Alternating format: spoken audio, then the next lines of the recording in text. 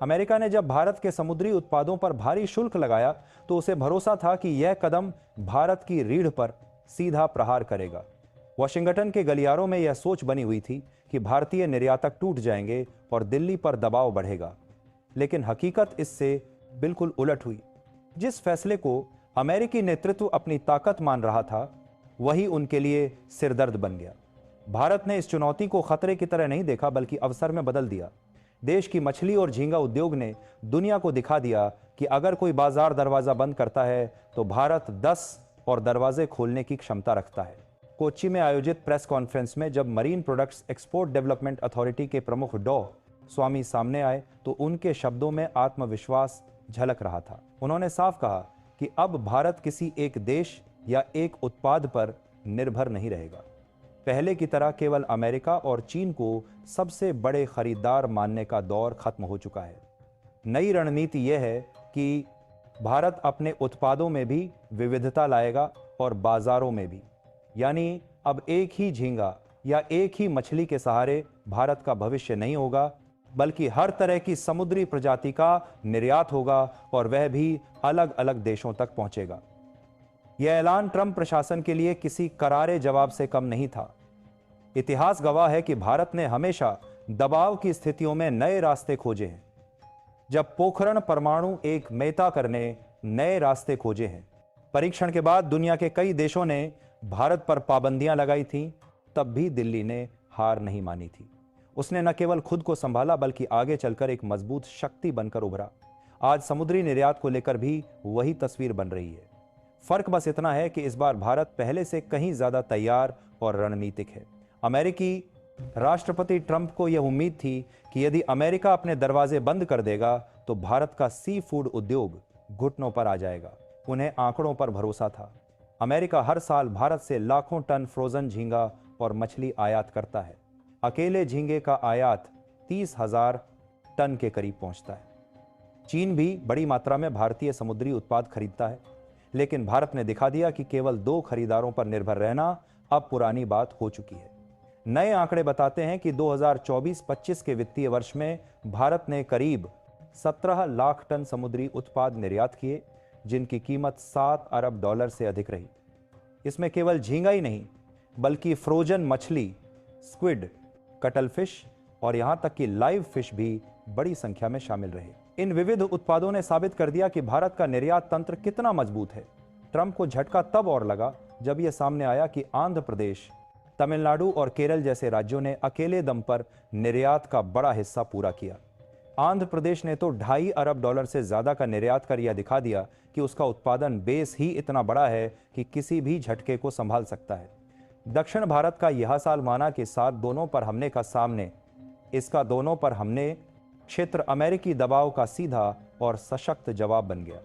America ने यह मान रखा था कि अगर भारत को झटका दिया जाएगा तो उसकी जगह इक्वाडोर जैसे छोटे देश ले लेंगे। लेकिन हकीकत यह है कि इक्वाडोर की उत्पादन क्षमता यूरोप और चीन की मांग पूरी करने में ही खत्म हो जाती है। इसलिए अमेरिकी बाजार में भारत का विकल्प बनना उसके लिए नामुमकिन है। अमेरिका जितना चाहे शुल्क बढ़ा ले, उसे भारतीय समुद्री उत्पादों के बिना काम चलाना आसान नहीं होगा। यही कारण है कि यह नीति उलटी पड़ गई।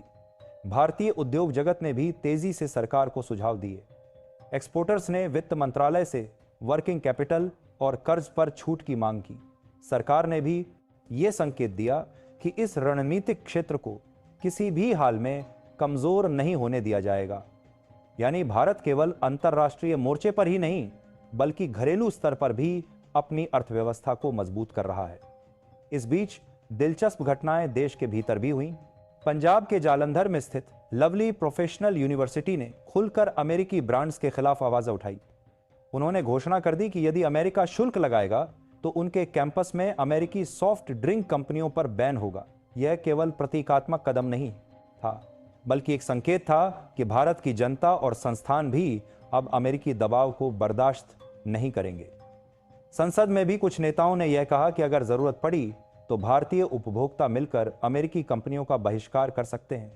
146 करोड़ लोगों के देश में यह विचार ही अमेरिकी प्रशासन को परेशान करने के लिए काफी है।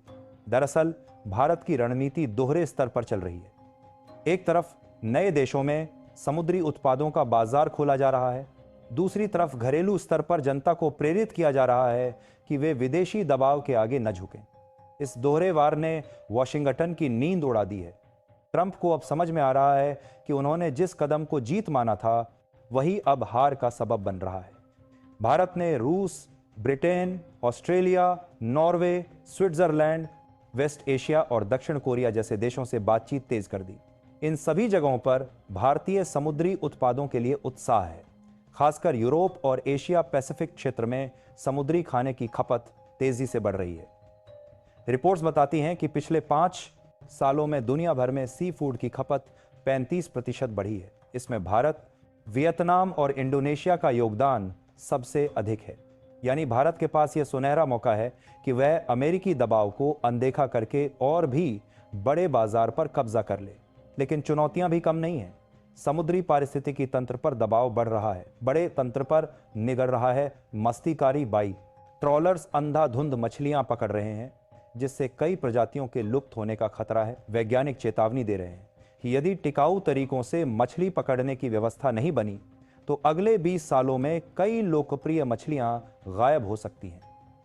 कई देशों ने इसी वजह से कोटा सिस्टम लागू किया है, जिसमें हर साल निश्चित सीमा से अधिक मछली पकड़ना मना है। भारत को भी इस दिशा में ठोस कदम उठाने होंगे ताकि उसका दीर्घकालीन निर्यात सुरक्षित रहे। इसके अलावा जलवायु परिवर्तन भी नई चुनौतियां ला रहा है। समुद्र का तापमान बढ़ रहा है और पानी की अम्लीयता में भी बदलाव हो रहा है। इसका सीधा असर मछलियों की आबादी पर पड़ रहा है। कुछ प्रजातियां उत्तरी क्षेत्रों से गायब हो रही हैं, जबकि उष्णकटिबंधीय इलाकों में नई प्रजातियां तेजी से फैल रही हैं। भारत जैसे देश को इन बदलावों के साथ तालमेल बिठाना होगा। टेक्नोलॉजी ने भी उद्योग का चेहरा बदलना शुरू कर दिया है। अब आर्टिफिशियल इंटेलिजेंस से समुद्र में मछलियों की गतिविधियों पर नजर रखी जा रही है। सैटेलाइट आधारित निगरानी और ब्लॉकचेन तकनीक से यह सुनिश्चित किया जा रहा है कि हर निर्यातित उत्पाद का पूरा रिकॉर्ड मौजूद हो। यूरोप और अमेरिका जैसे बाजार अब नियम बना चुके हैं कि हर प्रोडक्ट के साथ यह प्रमाण होना चाहिए कि उसे टिकाऊ और वैध तरीकों से पकड़ा गया है। भारत ने भी इन तकनीकों को अपनाना शुरू कर दिया है ताकि उसके उत्पादों की साख बनी रहे। इन सब चुनौतियों और अवसरों के बीच एक सच्चाई सबसे स्पष्ट है। भारत अब किसी के दबाव में झुकने वाला नहीं। अमेरिकी शुल्क का असर जो होना चाहिए था वह बिल्कुल उलटा हो रहा है। भारत ने दुनिया को यह संदेश दे दिया है कि अगर कोई देश उसे रोकने की कोशिश करेगा तो वह और भी ज्यादा ताकत के साथ आगे बढ़ेगा। भारत के लिए यह केवल व्यापार का विवाद नहीं था, बल्कि आत्मसम्मान और रणनीतिक सोच की परीक्षा थी। जब अमेरिका ने शुल्क लगाए तो भारत ने इसे झुकने का नहीं बल्कि आगे बढ़ने का मौका माना। सरकार और उद्योग जगत ने मिलकर ऐसे नए रास्ते खोले जिससे अमेरिकी दबाव कमजोर पड़ गया और भारत एक नई ताकत बनकर उभरा। इस पूरे घटनाक्रम ने दिखा दिया कि भारत की असली शक्ति केवल उसकी सेना या राजनीति में नहीं, बल्कि उसकी अर्थव्यवस्था और जनता की एकजुटता में भी है। अमेरिकी कंपनियों के खिलाफ आम उपभोक्ताओं का रुख, सोशल मीडिया पर अभियान और नए बाजारों की तलाश, इन सब ने भारत की स्थिति को मजबूत किया।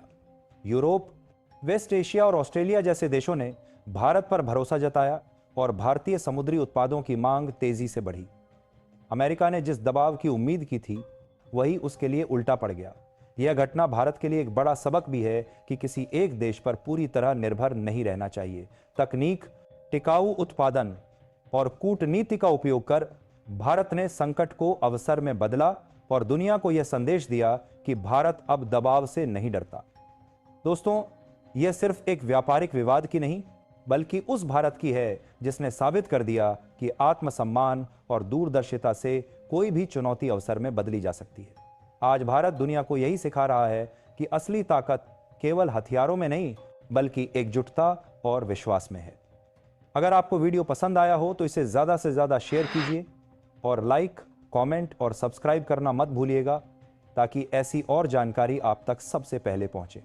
जय हिंद, जय भारत।